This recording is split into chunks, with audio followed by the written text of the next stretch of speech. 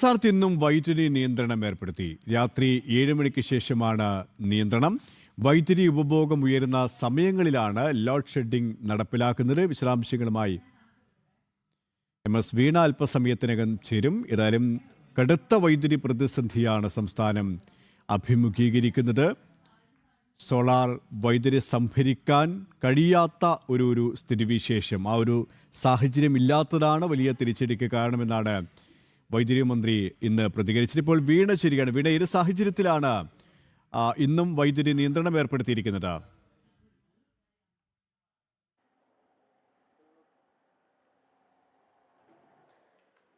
കഴിഞ്ഞ ഏതാനും ദിവസങ്ങളായി സംസ്ഥാനത്ത് വൈദ്യുതി ഉപയോഗം കൂടുന്ന സമയമെന്ന് പറഞ്ഞ് വൈകിട്ട് 6 മണി മുതൽ രാത്രി 10 മണി വരെയാണ് വൈദ്യുതി നിയന്ത്രണം ഏർപ്പെടുത്തുന്നത് എന്നുള്ളത്. പക്ഷേ കൃത്യമായിട്ടുള്ളൊരു സമയം പറയുന്നില്ല എന്നുള്ളതാണ് ഏറ്റവും പ്രധാനപ്പെട്ട കാര്യം.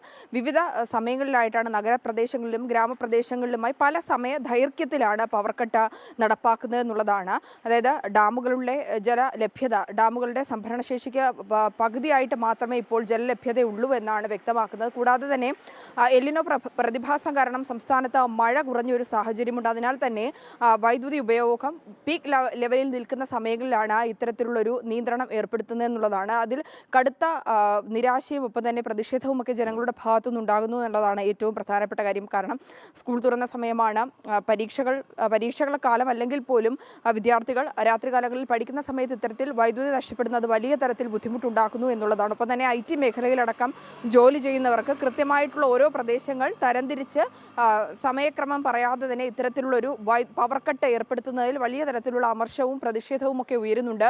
ഇതെന്ന് നിർത്തലാക്കുമെന്നുള്ള കാര്യത്തിൽ ഇപ്പോഴും കൃത്യമായിട്ടുള്ളൊരു ധാരണയില്ല. ഇന്ന് വൈദ്യുതി മന്ത്രി മാധ്യമങ്ങളെ കണ്ടപ്പോഴും പറഞ്ഞത് സംസ്ഥാനത്ത് ഈ വൈദ്യുതി നിയന്ത്രണം തുടർന്നേ മതിയാവുകയുള്ളൂ. സംസ്ഥാനത്ത് പകൽ സമയങ്ങളിൽ വൈദ്യുതി വാങ്ങുന്നത് പൈസ കണക്കിലാണെങ്കിൽ രാത്രികാലത്ത് 10 രൂപയ്ക്ക് പോലും ഒരു യൂണിറ്റ് ലഭിക്കാനില്ല എന്നുകൂടിയാണ് വ്യക്തമാക്കുന്നത്. വൈദ്യുതിയുടെ ഉപഭോഗം കൂടുന്ന സമയമാണ് ഈ രാത്രികാലങ്ങൾ. അതിനാൽ തന്നെ നിയന്ത്രിക്കുക എന്നതല്ലാതെ മറ്റൊരു പോംവഴിയില്ല എന്നാണ് പറയുന്നത്.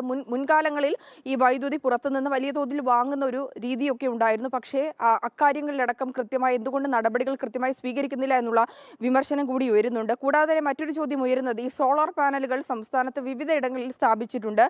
വ്യക്തികളടക്കം തങ്ങളുടെ വീടുകളിലും അതുമാത്രമല്ല സ്ഥാപനങ്ങളിലടക്കം ഇത്തരത്തിലുള്ള സോളാർ പാനലുകൾ സ്ഥാപിച്ചിട്ടുണ്ട്. ഇത് വൈദ്യുതി ബോർഡ് ഇത് വാങ്ങിക്കുന്ന ഒരു രീതിയും നിലവിൽ നിലനിൽക്കുന്നുണ്ട്. അതിനാൽ തന്നെ ഈ വാങ്ങുന്ന വൈദ്യുതി എന്ത് ചെയ്യുന്നു എന്നുള്ളൊരു ചോദ്യം കൂടി നിലനിൽക്കുന്നുണ്ട്. പക്ഷേ അത് സംഭരിക്കുവാനുള്ള സംഭരണ ഇടങ്ങൾ കൃത്യമായി ഇല്ലാത്തതാണ് ഇതിനുള്ള കാരണമെന്നാണ് വൈദ്യുതി മന്ത്രി പറയുന്ന ഒരു ന്യായീകരണം. പക്ഷേ ആ ന്യായീകരണം കൃത്യമായി തന്നെ എടുക്കാൻ സാധിക്കില്ല എന്നുള്ളതാണ്. ഇത്തരത്തിൽ പകൽ സമയങ്ങളിൽ സോളാർ പാനലിൽ നിന്ന് വാങ്ങുന്ന വൈദ്യുതി ശേഖരിച്ചു വെച്ചാൽ പകൽ സമയങ്ങളിലെ വൈദ്യുതി ഉപയോഗത്തിൽ അത് ഉപയോഗിച്ചുകൊണ്ട് രാത്രികാലങ്ങളിൽ ബോർഡിന്റെ നിശ്ചിതത്തിലുള്ള വൈദ്യുതി അത് രാത്രികാലങ്ങളിലേക്ക് ഉപയോഗിക്കാൻ മാറ്റിവെച്ചുകൂടെ എന്നുള്ളൊരു ചോദ്യം കൂടി നിലനിൽക്കുകയാണ്.